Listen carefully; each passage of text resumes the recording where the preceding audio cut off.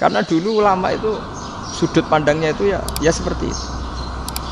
Ada yang ulama suka ibadah itu sholat, ada yang milih tidur. Sampai Imam Ghazali bilang suatu saat ibadah terbaik di zaman akhir itu tidur kan. Sholat saja kalah sama tidur kan. Tapi itu loh ya, yang wajib tetap loh ya, terus kamu gak sholat wajib. Begini beliau mencontohkan itu. Ada orang sholat tahajud terus obsesinya itu ingin hajatnya terkabulkan. Sementara yang tidur obsesinya nikmati rahmatnya Allah, boleh tidur, bisa tidur. Kata Imam Ghazali, timbang kita tahajud terus nuntut pangeran aduk turu kata. Mergo engko di akibat terus setan memberi bisikan, lho nyatanya kamu tahajud ya gak terkabul. Berarti cerita bahwa Nabi ngendikan kalau doa tahajud mustajab enggak. Daripada ngono ki aduk turu ora tau donga. Timbang ngabri-abri Islam kan, timbang ngelek-ngelekin apa? Jadi ulama itu mulai dulu itu sudah berpikir. Banyak orang menjadikan tahajud, sholat malam itu media untuk hajatnya. Dan kalau nggak kesampaian ini mutung. Nyalahkan kiainya ijazah ramandi. Macam. Daripada ngono ora usah apa? Tahajud turu. Dan jenis kayak ini tuh banyak. Makanya ulama kayak saya itu saenake dhewe itu ya jarang. Saya sering didolani muhibbin terus bilang, Gus saya doakan gini-gini sama nyalon bupati atau saya gini. Saya bilang gak waduh orang donga ora mandi darani ulama dongane ra mandi. Nak mandi kamu jadi bupati tetap nganggep karena beli. Sopo sing ora roh bupati saiki gak beli. Ribet kan? Ketika mereka jadi ngunsurkan doa kamu apa karena kemarin beli. Yang beli maksudnya enggak beli gak usah tersinggung. Jadi ribet ngadepin. Nggak artinya gini loh, boyo doa itu jangan dipakai begitu. Kalau minta nasihat tak nasihati, jadi bupati yang baik, gubernur yang kalau minta doa itu resikonya. Akhirnya gigi kalau diminta doa ya doa, sebenarnya diisinya itu nggak doa kemenangan. Itu nggak selamat gitu. Karena ribet. Makanya Islam itu doa itu setelah iman. Aturan iman benar baru doa. Aturan iman benar termasuk Allah itu yaf'alu ma yasha, boleh melakukan yang dikehendaki. Allah enggak boleh terdikte oleh doa kita, enggak boleh. Ya saya ulang lagi ya, mazhab Hasan Asy'adili ini khas kita. Jadi la ilaha illallah itu didahulukan sebelum istighfar. Tapi kebalikannya mazhab Imam Sanusi itu dibalik. La ilaha illallah itu kalimat yang sakral. Karena yang sakral dibutuhkan muqaddimah, yaitu yang melafadzkan harus yang sudah bersih, yang sudah steril baru melafadzkan la ilaha illallah. Maka dalam mazhab Sanusiyah istighfar dulu baru la ilaha illallah. Nah, dalam mazhab Abul Hasan Asy'adili kebalikan, istighfar itu sah setelah sahnya tauhid. Kamu ikut mana tuh? Asy'adili apa Sanusiyah? Alhamdulillah sama-sama tidak paham ya sudah. Akhirnya sudah. Ya enggak kemana-mana kan. Jadi apa ya? Terus ini saya teruskan ini biar khas pesantren atau khas NU lah, kalau bahasa Pak Rektor khas NU. Ini ben sampean tahu beberapa perbedaan itu lazim. Halaman 24 ya, halaman 24 sama 25 tak baca, ini masih orisinil. An Sufyan bin Uyainah, ini juga gurunya Imam Syafi'i. Kata Sufyan bin Uyainah, beliau cerita kana Isa wa Yahya alaihi salam ya'tiyanil qaryah fayas'alu Isa an syirari ahliha Bas'alu Yahya an khiyari ahliha. Jadi Nabi Isa dan Nabi Yahya itu satu generasi, sama-sama masih muda. Kalau di satu kampung yang Nabi Yahya tanya, ini keluarga terbaik siapa? Saya mau nginap di situ karena kumpul orang baik itu nyaman. Kalau Nabi Isa kebalikan, keluarga terburuk mana ya? Saya tak di situ. Nah terus akhirnya faqala lahu Yahya lima tanzilu ala syirarin nas. Kenapa kalau kamu bermalam kok malah kumpul orang-orang yang nakal? Innama ana tabibun udawil mardo. Saya ini nabi para dokter. Di mana-mana dokter yang ngumpuli yang sakit, ngobati yang sakit. Makanya di NU itu ya banyak Kiai Jazab mengumpuli nakal-nakal. Nak tepak yang ngentas yang nakal, nak ora tepak ya katut. Ini adu nyali lah sudah gitu. Tapi itu ada ilmunya, yaitu niru Nabi siapa? Isa. Kalau kamu dokter penelitian tuh cari daerah yang banyak pandemi apa yang bersih. Yang banyak pandemi, karena yang namanya penelitian ya di situ kan. Kalau kamu dakwah ngentas kemiskinan, ke daerah miskin apa daerah kaya? Nah sama, kalau ngentas kefasikan ke daerah fasik apa daerah orang soleh? Tapi itu Nabi Isa. Nah, kalau kamu tidak Nabi kan potensinya kan gitu. Tapi setidaknya bahwa kita sering disalahkan karena punya beberapa tokoh yang ngancani fasek-fasek, itu sebenarnya ada dalilnya, yaitu Nabi siapa? Isa. Nah terus masalah tegas dan lunak. Ketika ada mahasiswa misalnya pacaran, boncengan lanang dan perempuan, itu pilihan kita apa? Kalau tegas, terus gak mau mendengar kita. Misalnya gini, contoh gampang, tak beri contoh Pak D. Jangan orang tua, nanti secara fikih itu beda. Nah ini kan kita orang pesantren, biasa ngaji fikih detail. Kamu Pak D seorang perempuan, mahasiswi misalnya, sering pacaran. Setiap ke situ sama pacarnya kamu diam saja. Padahal kamu dosen keislaman. Mesti pamanaan kamu nyimpulkan ternyata pacaran tidak apa-apa. Buktinya Pak D itu tidak negur, menengah. Ini berarti as-sukut alal mungkar. Tapi kebalikannya, Pak D ini terkenal keras. Nak runo mesti raja aku ponaan. Akhirnya yura runo. Mesti ngerti nak mesti diamuk. Nah, dua orang ini sama-sama gagal kan? Yang lunak menjadikan ponaannya pacaran terus karena enggak negur sehingga dikira membolehkan. Sing keras juga enggak sempat bina wong rono era wani. Akhirnya dua orang ini sama-sama enggak ketemu, enggak sama-sama enggak berkesempatan membina kan? Gagal membina kan? Karena yang keras ponaannya enggak pernah situ, berarti enggak bisa bina kan? Yang lunak membiarkan berarti juga ada bina. Nah, Islam itu antara dua itu. Ya agak terlalu lunak, nggak terlalu keras. Karena kalau terlalu keras, misalnya ada kiai terlalu keras, masyarakat mau tanya itu gimana? Lari kan? Dulu saya ini punya pengalaman pribadi. Saya ini kan kecelok orang alim. Itu kalau pernah ya saya itu berusaha ya pokoknya ya umumnya orang alim lah. Tenang, terus anteng, nggak gejlok-gejlokan. Itu nggak ada yang tanya. Saya mimpi ketemu beberapa ulama itu disalahkan. Terus umat saya kalau mau tanya itu ke siapa? Wong alim wis wibawa, meneng tambah banget wibawa. Kalau Quran sering gojlok rektor macam-macam. Terus wong wanita kok, saya biasa ke pasar pandangan jekot orang. Gus, putri saya itu sering keluar darah tapi melebihi batas haid gini-gini. Kalau badhe sowan jenengan, gak usah sowan ning kene mbek ngadeg-adegan. Terus tanya, yang haid berapa hari, Gus? Ya supaya rudat ilal adat sebelum dia punya penyakit istighadah itu berapa? 6 hari ya sudah, kembali 6 hari lainnya mustahadah, tetap sholat, tetap normal. Tapi kalau saya wibawa mau pasar gue tasbih dulu iku mesti wong salaman ya lu donga yakin. Tapi baru kayak rada uraan ketemu wong-wong, dol pening ndi? Mak pening ndi? Gus beneran Gus ketemu jenengan kula wingi badhe tua kok. Ini tanya. Jadi uraanku itu amdan. Lho nek sampean asli, iki asli uraan. Karena ada uraan lah tetap tidak wibawa kan. Jadi baru kayak uraan itu ya banyak. Saya itu kalau ngantor di Jogja itu banyak orang yang tanya. Ya biasa tuh tanya macam-macam. Karena saya uraan. Ke pasar ya orang, bahkan di bis sering ketemu orang. Wah beneran Gus kalau badhe sowan jenengan badhe tanya ini. Ya sudah di sini aja. Jadi semua itu diilmukan. Nabi itu punya sisi yang dua-duanya jalan. Memang beliau luar biasa, dipilih Allah yang luar biasa. Nabi ketika wibawa itu banyak sahabat yang bahkan mengenali wajahnya aja tidak bisa. Ka'anna ala ru'usihim at-tayr. Bayangannya seakan-akan di kepalanya itu ada burung yang takut terbang, saking antengnya. Tapi Nabi sekali mengeluarkan job, sekali santai, itu sahabat tanya itu sampai yang nggak pantas ditanyakan. Nabi saat tadi kumpul istri saya, tapi tidak inzal, itu wajib mandi ndak. Aro'aita law anna ahadana ya'ti imro'atahu walam yunzil. Itu ya ditanyakan. Nabi pun kumpul itu betul sakit inzal sepundi. Guys, betul lagi. Terus ya ada yang tanya macam-macam. Ini saking ada sahabat dipanggil Nabi tambah lari, dipanggil lagi tambah lari. Pas jenengan nyeluk, oh pas kalau kumpul bojo kula. Lah kula kuwatir jenengan orang suci, saya belum mandi, makanya saya lari. Nabi ngendikan innamal mukmin thahir, ya nak masalah ketemu kiai ra apa-apa ijek junub. Penting kok nak salat ya adus sih. Tapi Nabi sekali pakai mazhirul jalal, tapi pakai wibawanya, itu orang enggak berani ngomong.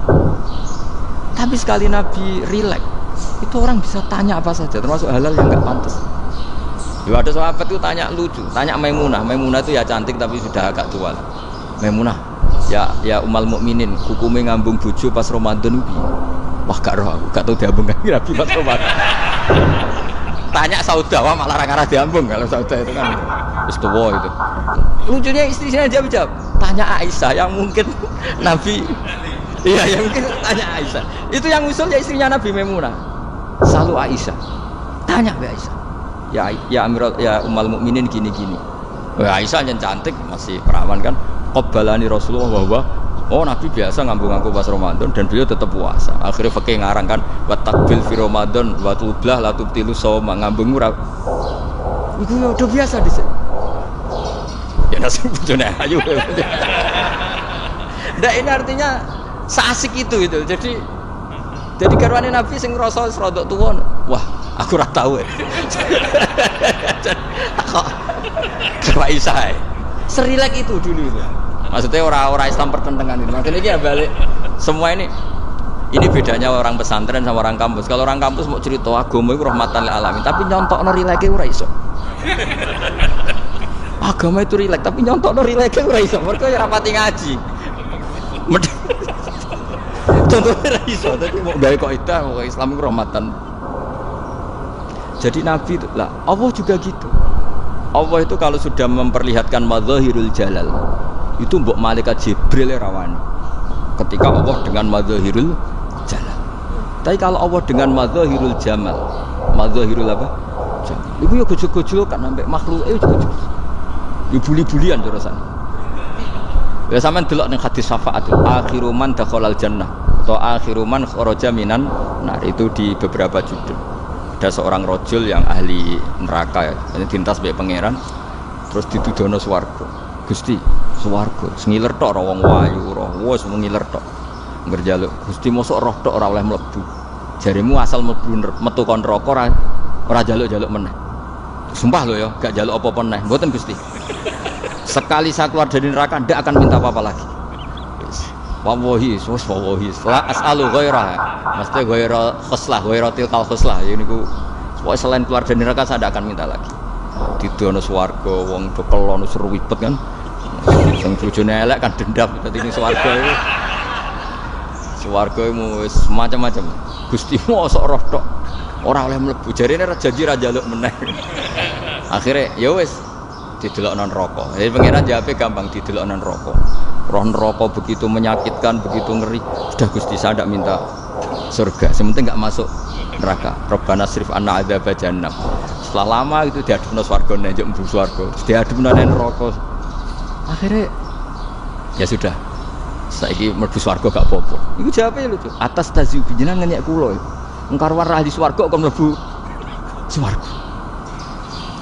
Terus akhirnya mlebu swarga, kan mlebu swarga tamanna, sangen-angen sembok jaluk apa?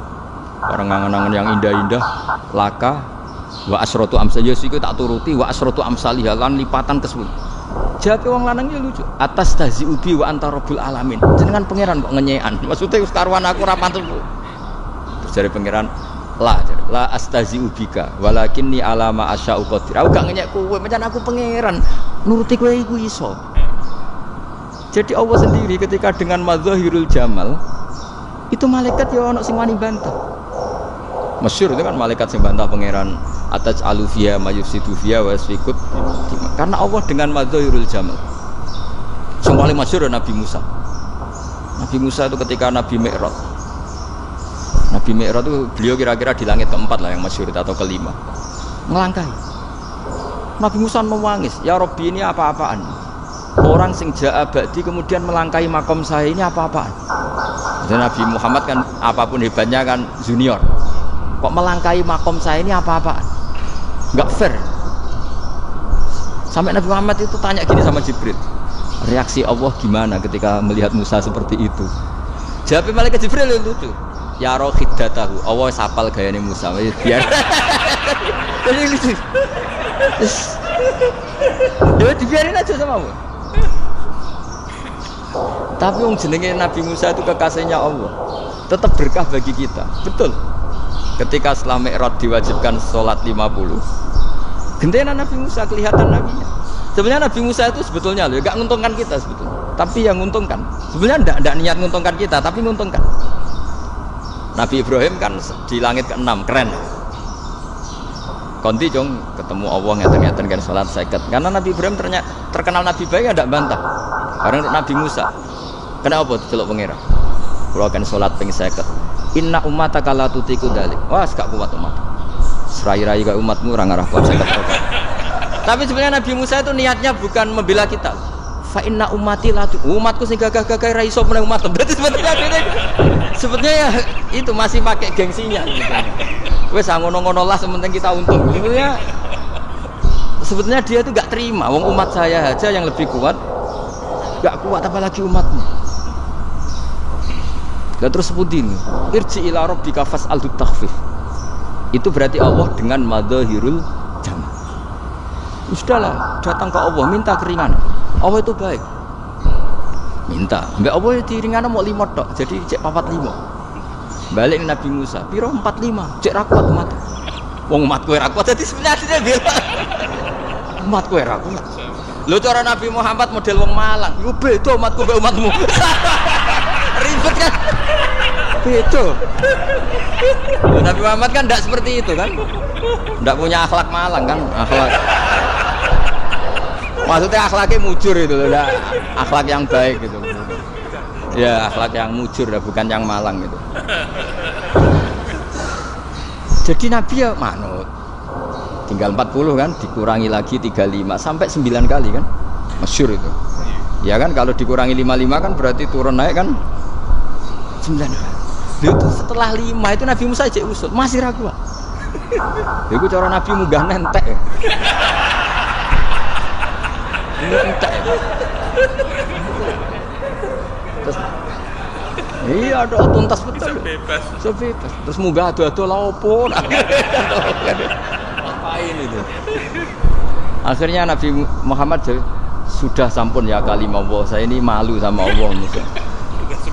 Sudah 9 kali dan diturutin terus.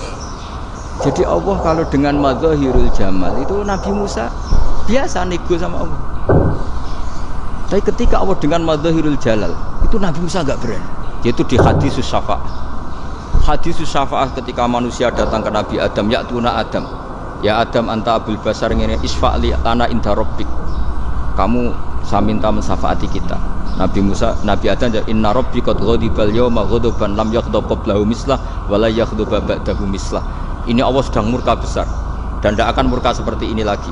Sudah saya tidak berani, nafsi. Nabi Ibrahim enggak, termasuk Nabi Musa ketika itu ya enggak berani. Karena Allah dengan madzahirul jalal. Itu Nabi Musa enggak berani. Sudah saya sendiri itu pernah salah. Yaitu saya membunuh seseorang yang enggak disuruh oleh Allah membunuh itu. Yang pas jotosi orang Kipti. Akhirnya datang ke Nabi Muhammad. Pas ke Nabi Muhammad, Allah dengan madzahirul jamal. Dengan madzahirul jamal sampai Kanjeng Nabi ngendikan analah saya akan memintakan syafaat kalian. Terus fa ahmadu rabbi bima hamida allamaniha rabbi. Saya muji Allah dengan pujian-pujian yang orang lain tidak tahu, hanya saya yang diajari, kata Rasulullah. Ya di sini menurut banyak ulama termasuk kitab yang saya baca, kenapa Muhammad sebagian namanya Ahmadu? Itu dari afal tafdil eva Muhammadun Ahmadu min ghairihi. Muhammad Rasulullah itu kalau muji Allah di atas cara mujinya nabi yang lain. Jadi Ahmadu bukan dari fi'il mudhari' lil mutakallim tapi dari afal apa? Tafdil. Fa Muhammadun Ahmadu min ghairihi. Bahwa Kanjeng Nabi Muhammad sallallahu alaihi wasallam itu cara mujinya Allah di atas pujian para nabi. Makanya di sini Sayyid Ali Zainal Abidin kalau muji hamdal hamidin wa fauqa hamdil hamidin. Jadi pujian saya ini di atas rata-rata cara mereka apa? Yaitu sirinya apa? Nabi itu tahu bahwa akhirat tidak bisa batasi Allah. Kamu tidak bisa nyemprit Allah. Allah, ini akhirat amal sudah tidak manfaat. Ingat itu. Tidak bisa seperti itu. Allah itu nggak bisa tunduk sama konstitusi yang bernama akhirat. Artinya Allah meskipun di akhirat tetap dua hak yaf'alu ma yasa atau yaf'alu ma yurid. Nggak bisa kamu terus wah ini akhirat amal ra iso dikirim wong mati, amal ra iso dikirim. Yo pangeran kok mbok atur. Kalau kita yang mengirimkan tidak bisa, tapi kalau Allah tetap bisa. Makanya ada kiai mengatakan untuk qadar ra iso dirubah, itu kamu. Makanya ada seorang kiai ditanya, qadar iso dirubah sekali dicatat selesai. Jari kiai tadi, tapi nak Allah iso. Dalile apa ya yang huwa ma yasha wa yusbit. Nak Allah ya iso, sing ra iso kan kita. Nah, Nabi itu tahu betul meskipun akhirat itu Allah masih bisa dinego saking baiknya. Maksudnya Nabi sujud masyhur itu terus ya Muhammad irfa' ra'sak wasal tu ta' wasatu safa semat sirahmu angkat ku apa tak turuti. Terus semenjak itu Nabi minta apa? Syafaat. Jadi makanya terus banyak GNU sing macam-macam lah. Ono sing potongane wedi terus hati-hati. Itu berarti makome Madhahirul Jalal. Ono sing amen guyon nek makome Madhahirul Jalal. Ono sing ra jelas ngene iki, wis ra jelas. Nak guyu buanter, nak nangis yo buanter. Jebule urusan utang. Lah ini sudah yang udah. Jadi makanya yang rileks saja. Sebenarnya agama ini santai, rileks karena agama ini harus bifarohin wasururin. Enggak boleh agama ini dibawa dengan kekerasan, dengan antisosial. Karena agama ini harus kul bi fadlillah fi rahmati fa bidzalika falyafrah. Harus senang, harus rileks. Makanya saya jadi kiai itu senang takutnya gini. Sekali saya ada senang jadi presiden buruk. Ternyata di dua ngalim raina itu contohnya. Sampai merengut, terus uripe susah. Nanti orang tidak berani jadi orang alim. Makanya saya buktikan bahwa saya lebih bahagia dibanding rektor. Nanti orang yang jadi rektor semua nggak ingin jadi orang alim. Iya, makanya ini kan bentuk kearifan. Jenengan ngakui fungsi kiai kayak saya itu bentuk kearifan. Saya juga ngakui jenengan itu butuh kearifan. Saya sering didolani KUA itu rata-rata ya didikan kiai. Kompilasi hukum Islam itu banyak ya, janda cantik. Contohnya harus cantik, kalau jelek nggak mungkin terjadi kan. Ada janda cantik kebetulan suka kawin tapi takut zina. Saya ulang lagi, suka kawin tapi takut. Itu seringnya gitu Pak Rektor. Jadi dia kawin bosen, bilang ke KUA, Pak saya sekarang mau nikah sama ini. Tapi kamu mau punya suami. Ya tapi kan nggak tercatat Pak. Itu KUA-nya rata-rata itu nggak berani. Meskipun nggak tercatat karena secara fikih meskipun nggak tercatat tetap dia seorang perempuan yang bersuami, maka nggak boleh nikah sama orang lain. Tapi secara hukum santri nggak bisa dong menikahkan perempuan sing dadi zaujin yang punya. Nah, ini barokahnya kerjasama yang baik. Jadi di masyarakat itu tertanam didikan kiai nggak boleh nikahkan perempuan yang bersuami. Tapi di KUA ngikuti hukum formal. Dan di Indonesia itu KUA itu rata-rata konsultasinya ya sama kiai, sehingga ya nggak berani akhirnya meskipun ya wedi mlebu rokok Mbak, Pak gak iso. Dan itu banyak. Seorang lagi ya, makanya ini kan pesantren itu nggak boleh mati. Orang kiai-kiai kayak saya nggak jelas-jelas itu harus lebih jelas lagi. Karena ini yang on time, yang online, yang siapa saja bisa tanya. Saya itu SMS saya itu nggak punya HP WA. HP jadul itu SMS-nya tiap hari tak berapa orang yang tanya dari Kalimantan, dari Aceh. Gus di kampung saya ada masjid 2 itu yang sama, nah, ada yang dari orang perkotaan Gus di perumahan baru ada masjid, yang Jumatan baru orang 12 sah enggak? Ya langsung saya jawab sah, dalilnya ini. Ya sudah, nah, tapi kata Imam Syafi'i gini harus orang 40 itu madzhab Syafi'i, dalam madzhab yang lain gini-gini. Itu kalau tanya rektor itu kan ribet, masuk ajudan dulu, asisten dulu, oh anjang.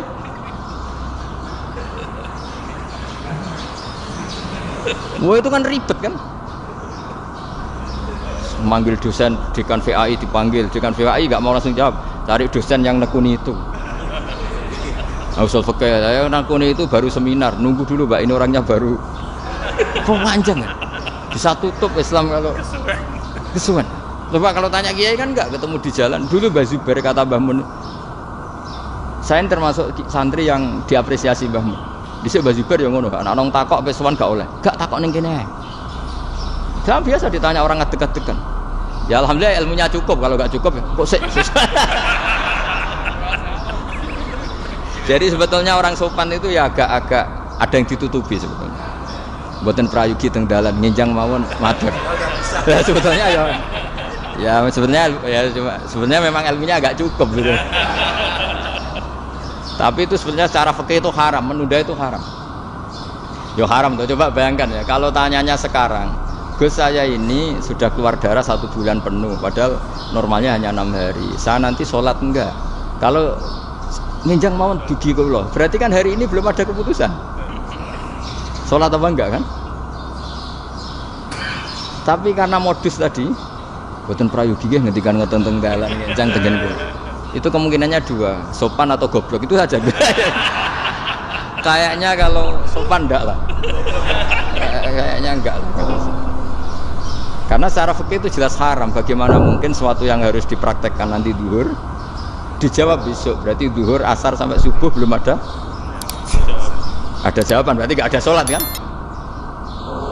Makanya dibutuhkan orang-orang alim yang kultural seperti ini. Dan NU menghormati kultural. Tapi Mbah Mun juga sangat menghormati Islam formal karena tadi produk-produk formal itu bisa dilembagakan oleh negara dan itu kita ikut untung. Makanya Mbah Mun itu kalau punya tamu KUA, punya tamu polisi sampai pejabat itu. Kenapa saya contohkan KUA? Supaya jangan kira seperti pendapat orang-orang hasud. Wah, ya mesti aja disolani presiden seneng, menteri seneng. Enggak juga. Sebenarnya semua kiai itu mulai KUA sampai polisi, polsek, polres itu seneng semua. Karena sama-sama diajak mengawal bangsa ini, diajak mengayomi semua masalah.